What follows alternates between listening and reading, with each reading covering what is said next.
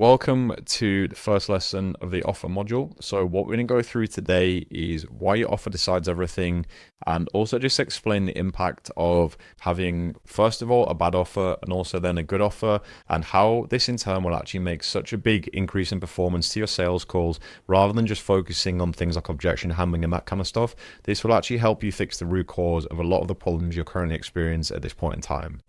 So, first of all, like I'll point out here, you can be the best closer in the world, but if you've got a weak offer, like it will still beat you. Like it would be so hard to sell something that isn't clear, the outcome isn't valuable to people. Prospects feel like it's a risky purchase. They don't understand how this is different to any other offer that they've seen, so then start shopping around on price. And all you'll get in this situation on your sales calls is just a raft of objections, a raft of kind of battling with your prospect. And you'll also just, in my experience, absolutely dread the sales call. You won't enjoy it, and it'll also kind of leave you questioning whether this is even worth it. So, why essentially deals don't close and what you blame is, first of all, your objection handling. So I've seen this with a lot of people, sort of clients that we've worked with in the past, is, oh, well, if I was just good at objection handling, then I close these deals. And then we have a look at their sales calls or the feedback they're getting from the prospects.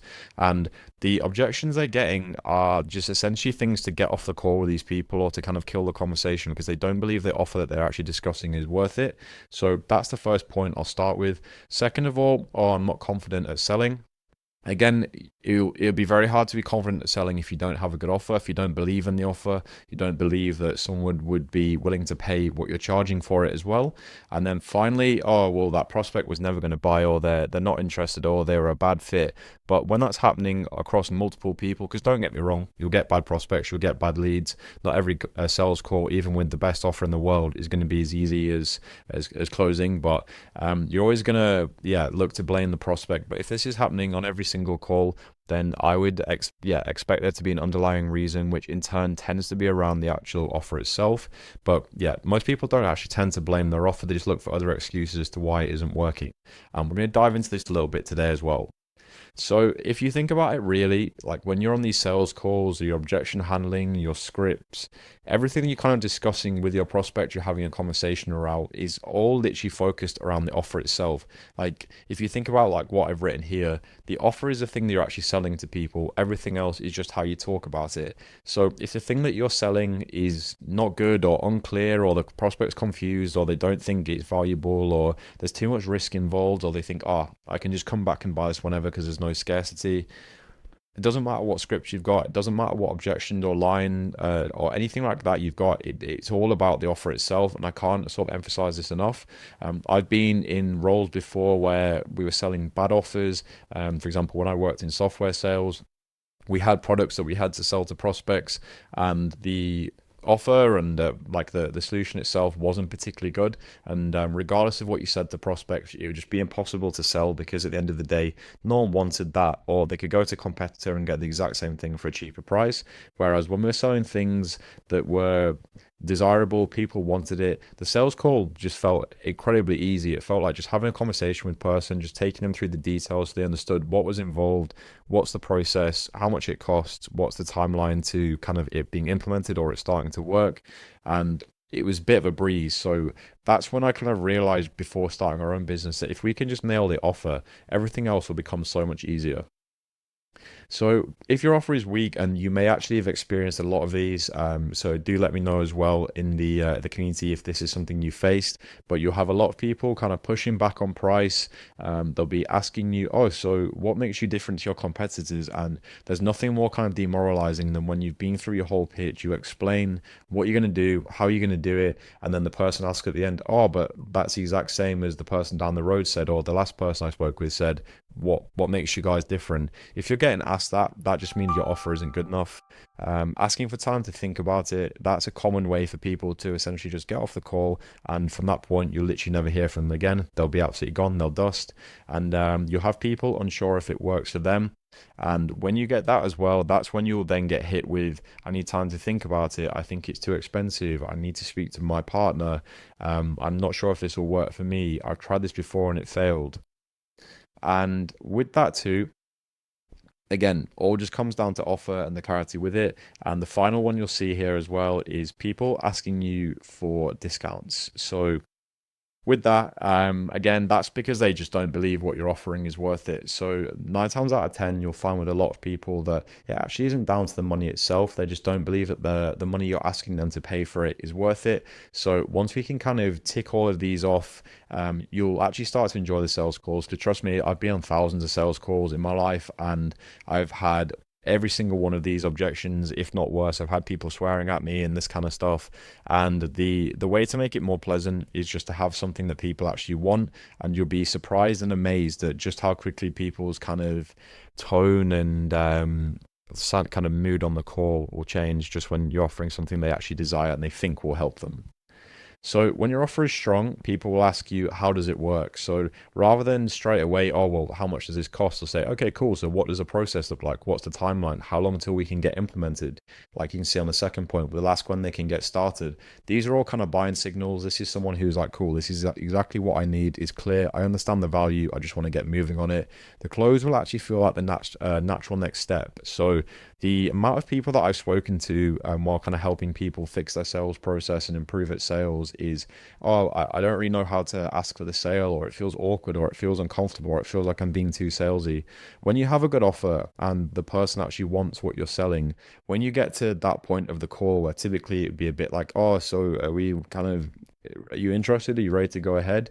Um, they'll have asked so many questions and be so bought in that it's literally just a case of cool. So here's the price. Are we ready to get moved on this? It won't feel uncomfortable at all because the mood and the tone throughout the call would have been so pleasant that it would feel strange for you to not get to that point. And I've also had a lot of times too while selling our offers for our own business, and also when I was in software sales, where the person will literally ask you, what's the price and how do we get going with this? So rather than you actually kind of having to awkwardly lead it, the prospects will actually take the onus upon themselves to get things moving. And as you'll see, the offer is then doing the selling for you. So rather than you then having to pitch people and handle all the objections, which to be fully transparent, that is a sign that what you're selling people don't want. If you're getting a raft of objections, or you're having to do a heavy pitch, or the call feels like a constant battle, like that just means that the person who's there doesn't believe in what you're selling, or they don't want it. So by fixing all of this, we can actually make the next part of the sales call a little bit easier. And that's why in this classroom, we've started with the offer first, and then we go through to the other steps in your sales calls, because once you fix this, it will actually reduce a lot of the problems that you're facing with that as well.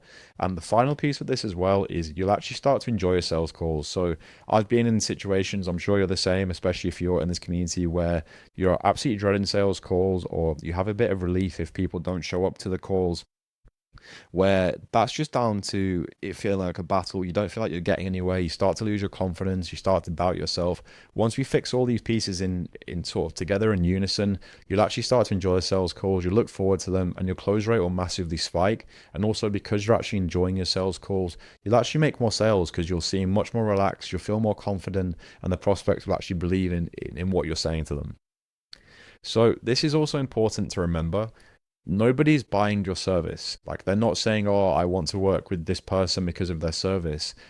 All they want is the outcome. They want what the service will get them. So, for example, to give you like an in life example of this, if you're going to see a PT, you're not paying them to get you to go into the gym 3 days a week, for example, and help you with your nutrition. You're wanting to get in shape. You want to have a good body for your holidays, or you want to get fit for health reasons, or something like that.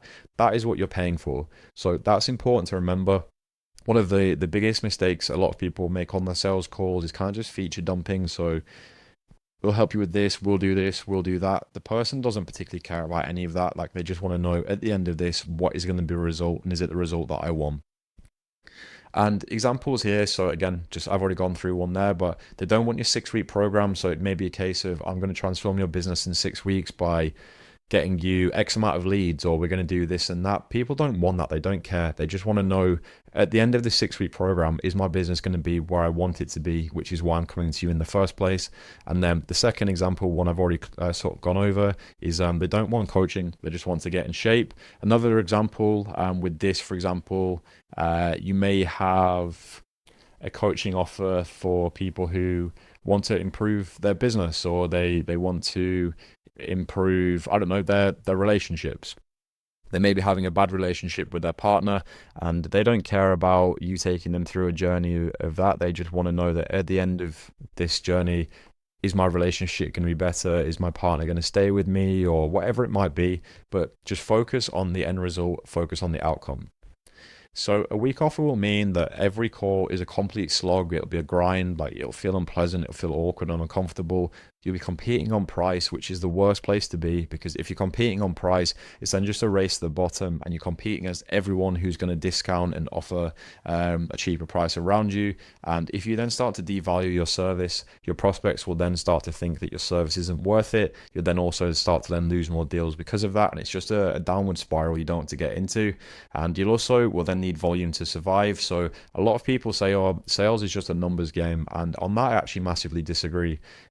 Sales is only a numbers game is if you have a weak approach to those calls and people don't want what you're selling. Once you actually become confident, you have a certain structure in place, you'll actually be surprised. You can probably increase your close rate by double, if not more, just by having the same process you follow every call, tweaking it based off the feedback you get from your prospects until you get to a point where every single call goes smoothly, is successful, and you feel really confident in that. And yeah, a strong offer means the opposite of everything above.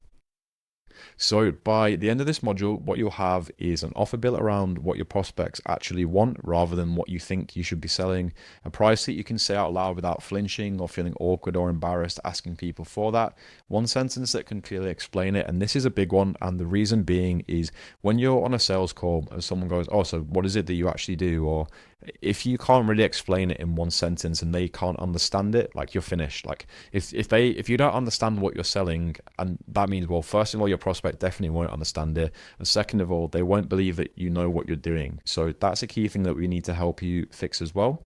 And then finally, I'll do an in-depth review for you of your offer once you've kind of put it together. I'll put together a video just like this explaining what I think is good, what I think could be improved, and the reason being is I want to help you make your offer as strong as humanly possible so that when you take it to market, it's just going to make your sales calls so much easier and you'll just be making more sales and making more money. So finally, getting the offer right and selling will just get so much easier once that piece is covered. And the next thing we're going to look at is who your offer is for, because one of the most important things is making sure you're targeting the right people with your offer and it's clear who you're targeting so that those people know that offer is for them. So I'll see you in the next lesson.